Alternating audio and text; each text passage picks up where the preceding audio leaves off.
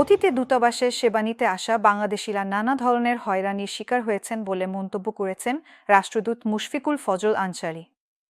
এখন থেকে দূতাবাসে আসা প্রবাসী বাংলাদেশিরা ভালো ব্যবহার পাবেন বলেও আশাবাদ ব্যক্ত করেন তিনি। মহান বিজয় দিবস উপলক্ষে মঙ্গলবার 17 ডিসেম্বর ওয়াশিংটনের বাংলাদেশ দূতাবাসের পক্ষ থেকে আয়োজিত এক আলোচনা ও সাংস্কৃতিক অনুষ্ঠানে তিনি এসব কথা বলেন।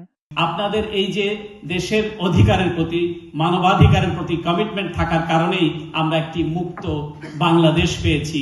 এবং আজকে আমি অ্যাম্বাসেডর, যিনি আজকে আপনাদেরকে আমন্ত্রণ জানিয়েছেন, আমি ব্যক্তিগত তরফে অ্যাম্বাসেডর সিয়াম, খুবই কালারফুল ডিপ্লোম্যাট, আপনারা ওনাকে সহযোগিতা করবেন। আমরা জানি আপনারা অনেক এঙ্গেজড কমিউনিটিতে, এখানকার মেইন স্ট্রিম পলিটিক্সে বাংলাদেশকে আপনারা এগিয়ে নিতে অ্যাম্বাসেডর এবং এখানে যারা কর্মরত আছেন সকলের সঙ্গে আপনারা কাঁধে কাঁধ মিলিয়ে কাজ করবেন, সেটি আমি আশা করছি।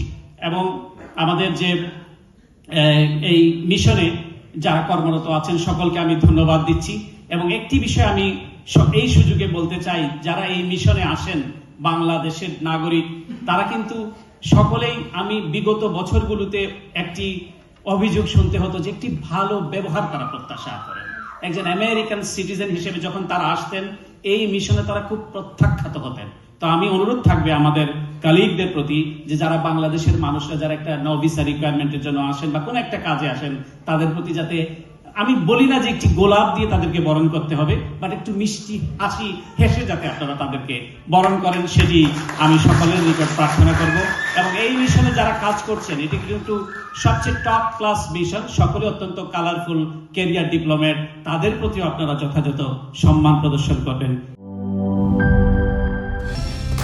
কালার এক্সপার্ট, জর্জ স্যাপ এবং মাইল্ড অন হ্যান্ডস টেকনোলজি সমৃদ্ধ অরিক্স ক্রিস্টাল ওয়াশ, আপনার লন্ড্রি এক্সপার্ট।